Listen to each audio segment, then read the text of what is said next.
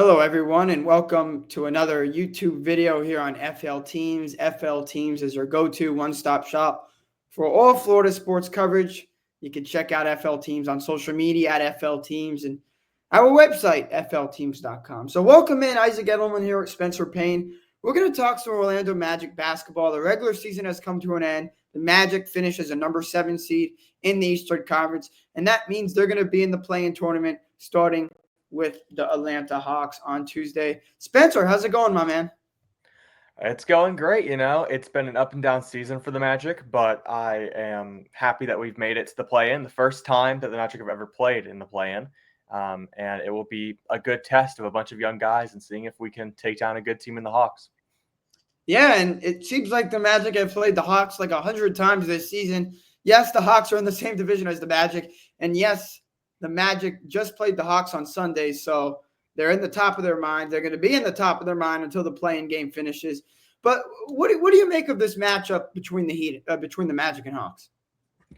The Magic are the best defense in the league. They held opponents to the lowest amount of points per game in the entire league by over 1.5.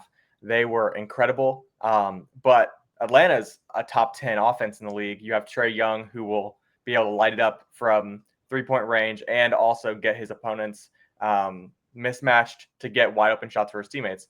So honestly, it's going to be a battle between one of the best offenses in the league against the best defense in the league. And it will really depend on the perimeter play of guys like Kentavious Caldwell-Pope and Anthony Black and Corey Joseph. It will really depend on how they play defensively because the Hawks will give you shots on offense. They're not a great defense, but it all matters on if the Magic can knock down those shots and if you can contain Trae Young. Because if you can do that, you'll have a great way to go face Boston in the playoffs. Yeah, Trae Young is obviously, the type of guy that dominates in both the regular season and postseason. But what comes to mind is what he did against the New York Knicks in the playoffs a few years ago on the road as well, because that matters because the Magic are going to be the home team on Tuesday. But yeah, the Magic's 5-game winning streak was just broken. Obviously, the last, game of the season doesn't really, have much of an impact. But the Magic have been hot recently, and that's going to matter because you win and you're in a good position. You lose and you're in a bit of a tougher situation. But hey, Spencer, on the positive side, the Magic are not a one and done, right? If you're a 9 and 10 seed, if you lose, you're done. If you win, you got to win one more game. With the Magic, they could afford a loss. Not saying that, they had that in the top of their head, but they could afford a loss. So let me ask you, if the Magic were to lose to the Hawks, they're going to face the Heat or the Bulls. Are you worried about that matchup, or you think the Magic will handle business? I think that if it's the Bulls, the Magic will handle business. We have been great against the Bulls in the past few seasons after the Nikola Vucevic trade. We have been really great against them. The Heat, though, they're always a thorn in our side. No matter how it comes in, you can win in a really ugly stone-throwing game with the Heat. Either way, both teams have had massive comebacks against each other this season. First, the Magic came back down by over 25 points, and then the Heat came back about a week or two later. And both teams, they hate each other. It's that Florida rivalry. And so I think that the Bulls matchup is a lot easier for the Magic. But if we face the Heat, man, you can't count out the Heat. They went all the way from the play-in to the finals. Obviously, a completely different team. No Jimmy Butler. Now you have Andrew Wiggins instead. But it's a completely different team. But the Heat are always still dangerous. You still have Spoelstra. You still have Tyler Hero. You still have Bam Adebayo. And a great rookie in Khalil Ware. So it will be interesting to see them play the Heat, but hopefully we take care of business against the Hawks. Well, no offense to your Magic, but I'd love a Sunshine State matchup here on FL Teams between the Magic and the Heat. Look, on FL Teams, we cover every team in the state of Florida. We love our Sunshine State rivalries, and that would be a heck of a matchup. And you're right about what you said about the Heat. They're one of those teams that no one really will ever clown them, no matter what seed they come in as. If they're a 1 seed, if they're an 8 seed, they're always the talk of the town when it comes to the playoffs, and they're always a threat to make a big run this late in the season. Now, I want to ask you, Spencer, the way the Magic have played, obviously Paolo Banchero and Franz Wagner, very young guys, not much playoff experience. You think that's going to matter, or you think they'll be just as fine in the postseason? It will really depend on the play of Franz Wagner. Paolo stepped up to the plate last season, played incredible in the 7-game matchup against the Cleveland Cavaliers, who are the 1 seed this season. And Franz Wagner in the final game, Game 7, had the worst shooting performance of all time in playoff history with over 10 shots. He played very poorly, but this is a completely different Franz Wagner than we saw in his 3rd season. He has just been incredible. After Paolo went out at the beginning of the season, Franz stepped up and he played just as well. And obviously, both came back from torn obliques, and it took Franz quite a little bit of time to get back to full strength. But now him and Paolo have been dominating. They went on a stretch of, I think, 13 or 12 games where they both scored 20-plus points. It was the second youngest duo to ever do it, other than Andrew Wiggins and Karl Anthony Towns. But the longest for the Magic beats a streak with Penny Hardaway and Shaquille O'Neal, and both play incredible games. And I think that series against the Cavs showed the resilience that they have against a very tough opponent. And I think that this season they'll be great. It will really depend on the play of their bench unit. I think Paolo and Franz are going to be locked in. It really depends on guys like you have Tristan da Silva making his playoff debut, Anthony Black in his 2nd year. You'll have veterans like Goga Bitadze and Jonathan Isaac. Really, I think it will depend on them more than the reliable Wagner and Banchero. Obviously, the Magic have 3 options in the first round. They either don't make the playoffs, meaning they lose both playing games. They either win against the Hawks on Tuesday, meaning they play the number 2 seeded Boston Celtics, or they drop the game to the Hawks and then beat either the Bulls or Heat and then play the 1 seed Cavaliers. What's the ceiling of this team? Obviously, if they win one of the playing games, they're going to face either the 1 or 2 seeds. That's a tough matchup. You know, the Magic have kind of been in this position before the play-in. Back-to-back years, we faced the champion Raptors, and we faced the Bucks, who won the championship the next year. Obviously, Boston, the reigning champions, they are so good, such a deep team. And the Cavs, same there. Obviously, a lot less playoff success for anyone on that team. But Kenny Atkinson has won chips with the Golden State Warriors. He knows how to coach that team.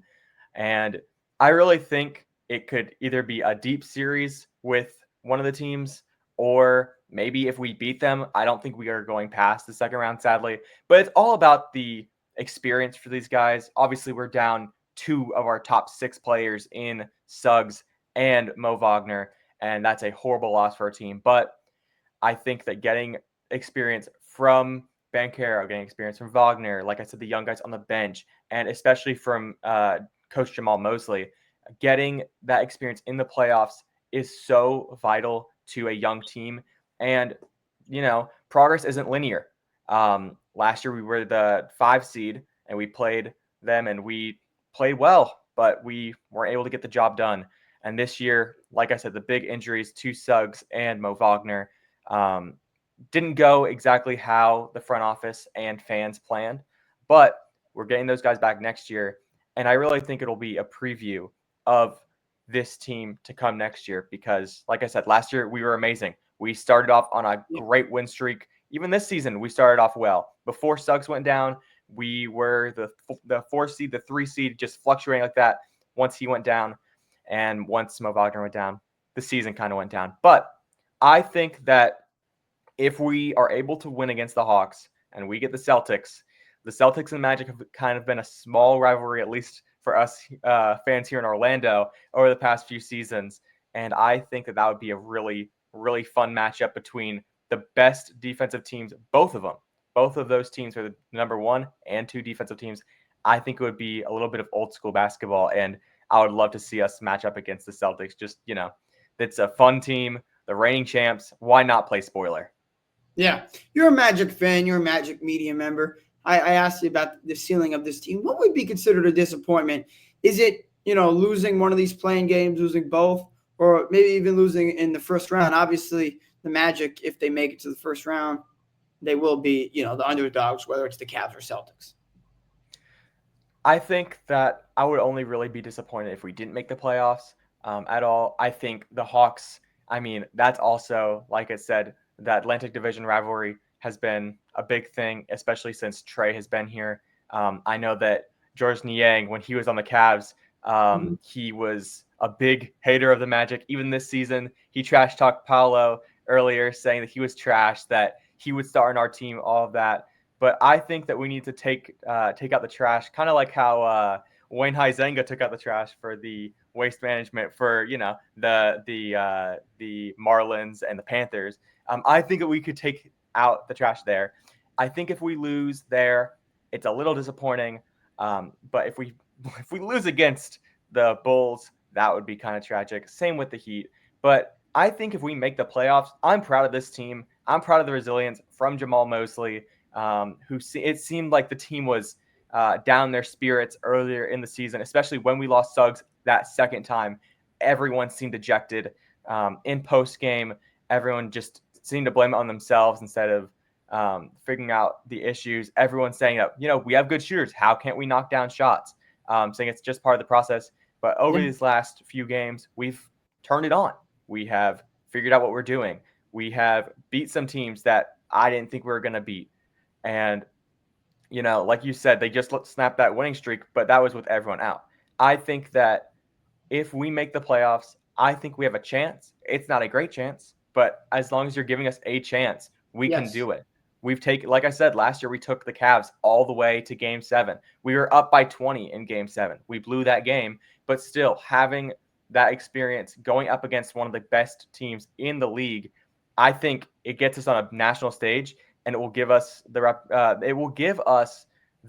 respect that Banchero and Wagner deserve. They've not been getting respect at all over the last year. It's been just shot chucking or that we're not a great team.